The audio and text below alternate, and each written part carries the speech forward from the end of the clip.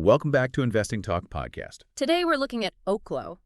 As usual, before we start, subscribe, like, and comment to this video to support the show. And if there's a specific company you want us to look into, leave it in the comments below. So let's get into the analysis. Let's do it. When we look at this advanced nuclear energy company, we really have to recalibrate our standard investment playbook. Right. Because this is a truly pre-commercial enterprise. So the usual metrics don't really apply here. Not at all. The growth story right now, it isn't based on existing sales or, market share. It's all about the technology, the regulatory position, and the future potential.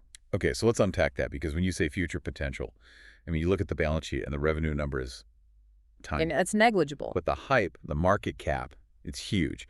So how do we square those two things? What's the signal the market is seeing? It's all about the forward momentum. No. And it's captured in this almost unbelievable metric. So true commercial revenue isn't really expected to scale until 2027. But the company did report $3.64 million in trailing 12 months revenue. Which is, like you said, a very small base. A very small base. But here's the kicker.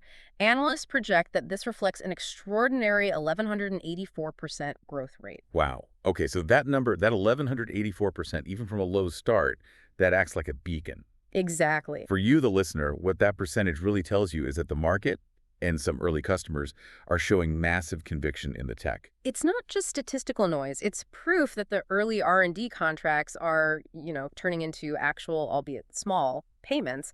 It signals they're hitting their milestones. But let's play devil's advocate for a second. Okay. Nuclear energy is, it's arguably the most capital-intensive sector out there. Mm-hmm. The timelines are notoriously long. They are. So to hit a 2027 commercial goal, they need a staggering amount of cash and regulatory patience. They do, and that takes us right to their strongest advantage, quantitatively speaking. Your balance sheet. Their balance sheet.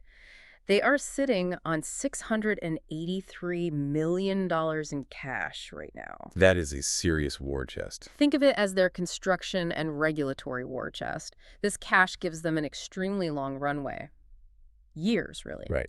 To fund R&D, push through regulations, all without, immediate pressure from the outside. And then, crucially, they have very little, almost negligible debt. That's huge financial flexibility. Okay, so they have the cash to survive. Yeah. But just surviving isn't winning. What's their actual competitive edge against, say, existing utilities or other clean energy players? Well, their moat is really twofold. It's regulatory and it's technological. Let's start with the tech. Most people think of these massive nuclear plants, right? Mm. But their core technology, this Aurora microreactor, it's something different. It's radically different. The key is in the name, microreactor. It's designed to be small, scalable. It can provide clean power for, say, a remote industrial site or a military base, not an entire city. So it's filling a niche that traditional nuclear or even solar can't really get to. Exactly. And it operates on a different advanced fission principle. It's designed for what they call passive safety. Yeah. Meaning, if all external power is lost, the system naturally shuts itself down and cools itself. No human intervention needed. That is a huge selling point, especially when you're talking to the Department of Energy or defense agencies. That makes sense. Yeah. But the tech is one thing. In nuclear, the real moat, the real barrier to entry, Yeah. it's bureaucracies, the regulations. And that's where this story gets really interesting. This is their defining factor. The NRC. The Nuclear Regulatory Commission. For anyone unfamiliar, the NRC is the agency that decides if a nuclear design is safe enough to build and operate. And that process can take decades. But Oklo did something unique there, right? They did. They hold a first-of-its-kind NRC combined license. A combined license. So what does that mean exactly? It's the golden ticket. It gives them the authority to both construct and operate the reactor, skipping the traditional two-step process. Wow. And they are the only non-utility company in their category to hold a license like this. So a competitor would be, what, a decade behind just on the paper? Easily. It creates this massive, durable, competitive moat. You combine that with their confirmed partnerships, the Department of Energy, defense agencies, and now Siemens Energy. And the Siemens partnership is where it gets really interesting. That's a global industrial giant. It is. Government backing gets you contracts, sure.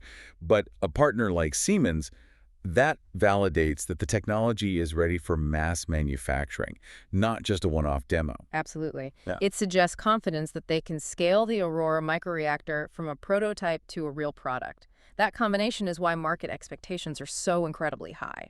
Okay, so we've laid out the bull case pretty thoroughly. You have the cash, the tech, the regulatory moat. A strong case. But we have to pivot now, because when expectations are this high, the risks are just as big. Let's talk about the downside. Right. And that brings up the most important question for any pre-commercial investment. Yeah. The cash burn. How bad is it? Their net income trailing 12 months is negative $76.56 million.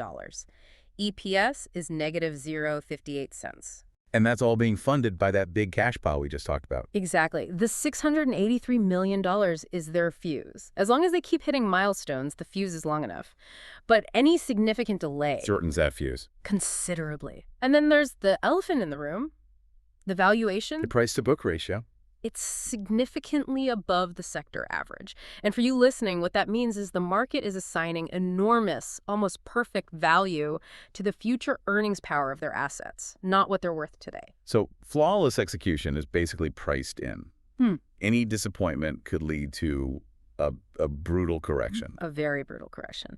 And then there's the other big risk factor, which is the insider activity. The selling. The selling. We've seen filings throughout September and November disclosing pretty substantial sales from several insiders, executives. Any big names? William Goodwin is the most notable. He sold over 41,000 shares for about $2.9 million in September, and then had a subsequent planned sale in November. And the official reason is usually something like vested compensation, right? Yeah. They're just diversifying. That's the official line. But you have to look at that critically. If management truly believes this is the next $100 billion energy giant, why are they taking so much money off the table now? Before the big 2027 inflection point. Right. It introduces a necessary layer of skepticism. It suggests that while they are publicly bullish, they are personally hedging their bets. That's a really powerful counterpoint. Okay, let's shift gears. How is the market translating all this into the stock chart? Well, looking at the chart, the stock has been extremely volatile. No surprise there. Right. It's up an incredible 347% year-on-year, which reflects all those breakthroughs. But it has also corrected sharply. It's trading about 52% down from its all-time highs. So for someone looking at today, around $88 a share, is this consolidation or a warning sign? Technically, it looks like a major consolidation phase. We're seeing some key support holding around that $75 to $80 level. A floor. A psychological floor. And the resistance, the ceiling it needs to break through, is between $100 and $125. So where is it sitting relative to the key moving averages? Well, the picture is still structurally bullish. The price is sitting above the 200-day moving average, so the long-term trend is positive.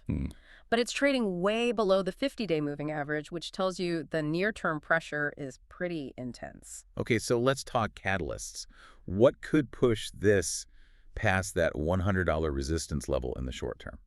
The primary driver will be the Q4 earnings update. That's expected in January.